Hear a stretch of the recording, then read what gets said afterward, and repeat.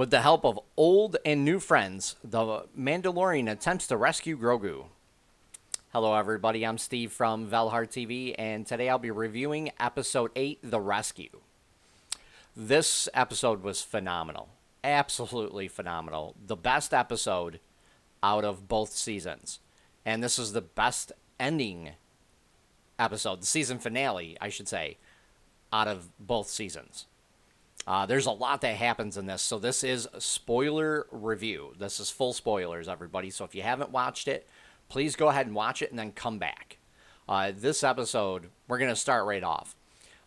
Din and Boba Fett go to get Bo-Katan because they're storming Moff Gideon's ship.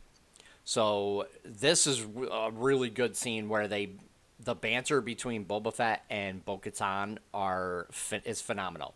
Bo-Katan calls out Boba Fett for being a clone and says, "I've heard your voice 1,000 times." And Boba Fett calls her princess sarcastically and tells her to be careful.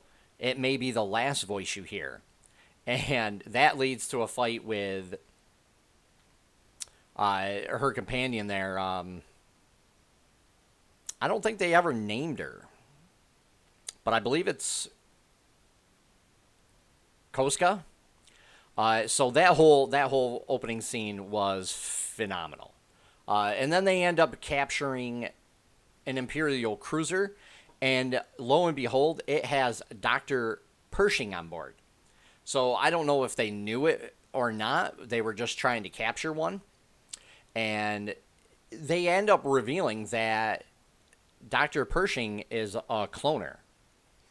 He's been doing work for them and stuff. So I thought that was pretty cool because that really hints to what they're doing with Grogu. And I believe it really leads into the sequel trilogy. I think that's what they're hinting at. And then one of the pilots tells Cara Dune that he was on the Death Star. I mean, I was like, are you kidding me? That's the wrong person to talk to. I was like, dude, it was amazing. I love that whole dialogue scene with her and the pilot. It's just great. And then we end up seeing them storm Moff Gideon's ship. And, of course, Bo-Katan and them are trying to make their way to the bridge. And we get a sequence of shootout scenes that are really well done. I thought they were really well done anyways. And it shows off just how skilled Cara, Fennis, Bo-Katan, and Koska are, and how well they work together. Like, these people have never really worked together before other than Fennis and Cara, and they're just super skilled at it. So it really shows off how skilled all of these women are, which is great. I thought this whole sequence of them going to the bridge was awesome. And then we see Din arrives just in time at the Dark Troopers bay, where they're starting to activate and come out. And he shuts the door, but one of them gets out. So he's got to literally deal with this one Dark Trooper, and he has a hard time doing that. So I thought that was a good scene. I actually like that because it does show off just how skilled these troopers are. You know, they do say that they're like the third generation.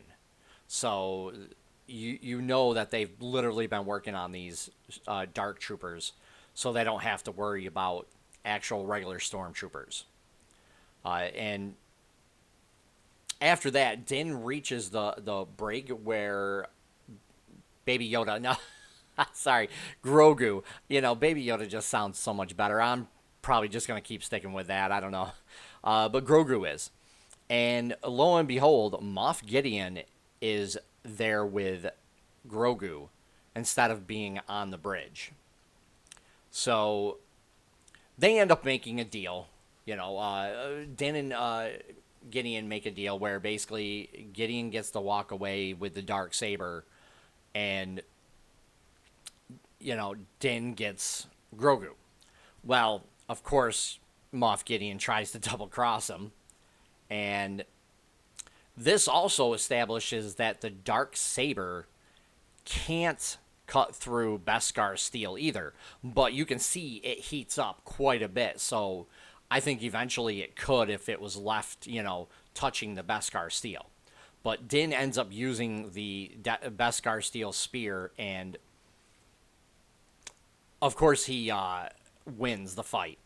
And he takes Gideon to the bridge, and when they reach the bridge, this leads to tension between Din and Bo-Katan because of the story with the Darksaber. Like, Moff Gideon taunts them and tells Din about how the Darksaber can only be taken in combat.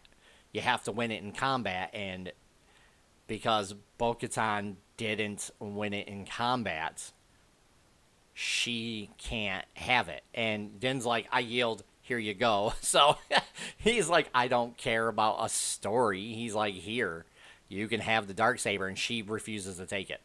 I thought that whole scene was really good. And then we see the Dark Troopers board the ship, and they're like, who's boarding the ship? There's no life signs. And Moff Gideon laughs and says, you had a hard time with just one. What are you going to do with a whole battalion? And they're all like, shut the blast doors, like everybody else does in Star Wars. They're like, well, dang it, let's shut the blast doors and hope that keeps them out. Dude, I cracked up laughing. I was like, that's such a throwback to, like, even the prequel. When, what the heck was it? Obi-Wan and his master were going to the bridge when they were supposed to be doing the negotiating, and they're like, close the blast doors, close the blast doors. I was like, just reminded me of that. I was like, that's awesome. So they're waiting, and obviously the Dark Troopers are trying to break through, and then they see an X-Wing come along and board. So Bo-Katan and them are like, who's this? Like, one X-Wing. Woo, that's going to save us, and I thought that whole thing was pretty funny. And then we see Grogu and Din watch a monitor as this lightsaber-wielding Jedi just starts going through and killing the Dark Troopers just left and right. And that whole sequence was absolutely amazing. The music alone was haunting and reminiscent about the original trilogy. And when they finally cut from the monitor to the actual action, you get to see a green lightsaber. And they use a bunch of force powers, which, I mean, it's really one. It's pushing and things like that, and throwing the guys around, which I thought was phenomenal. And the whole lightsaber part was great.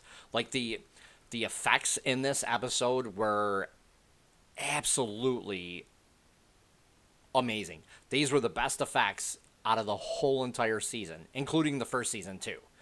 So you really get to see that they kind of held some of that money back for just this alone. So I thought that was really good. So we get to see that whole sequence. And then when the Jedi arrives on the bridge, Din says that Grogu doesn't want to go with him. But the Jedi is like, well, he does want to go, but he wants your permission. And this leads to a really touching moment between Din and Grogu. Like, this was probably the best part of this whole entire episode. And the whole season was really leading up to this moment. And it was really, really sad. And it was so touching. It was a great moment for these two characters. And we get to see something that we've only seen once before as well. And nobody in the whole entire episode, like, at the end where they're all watching this, nobody comments, which was even better. Everybody understood what was going on because they saw the bond between Din and Grogu. And that develops too. That develops through season 1, and it continues to develop in season 2, which I thought was absolutely great for this whole series. Uh, and yeah, the score they use again, the music was great in this. The score they use for the Jedi that arrives and as he's going through killing the dark troopers it was just amazing. So I thought that was really good, and the acting, of course, the acting in this whole episode was amazing. Like everybody was great, even Boba Fett, and Boba Fett wasn't even in it that long. And we also do get to see a post-credit scene, which I thought was good. And it sets up the Book of Boba Fett. So that's going to be his whole spin-off series. So I would give this a 9, 10 out of 10, easily. This is the best episode out of both seasons. And I think this was the best season finale I've seen in quite a while. I mean, this was absolutely amazing. So I can't wait to see what happens in season 3 of The Mandalorian, but not sure when that's going to come out because we've got all the other shows coming out next year for like Ahsoka Tano, Boba Fett's. We've got Cara Dune's getting her own show. So we're going to be seeing a lot of different shows, but I believe there is a Mandalorian special coming on Christmas. So this will be a Christmas special. So I kind of can't wait to see that either. But this whole episode I was amazed at. When they introduced who the Jedi was, I was like, what? I was like, this is awesome. And when yeah, the whole thing was great. If you guys like what I do, please hit the like button and also subscribe as I'll be doing more content each week. Take care for now, everybody.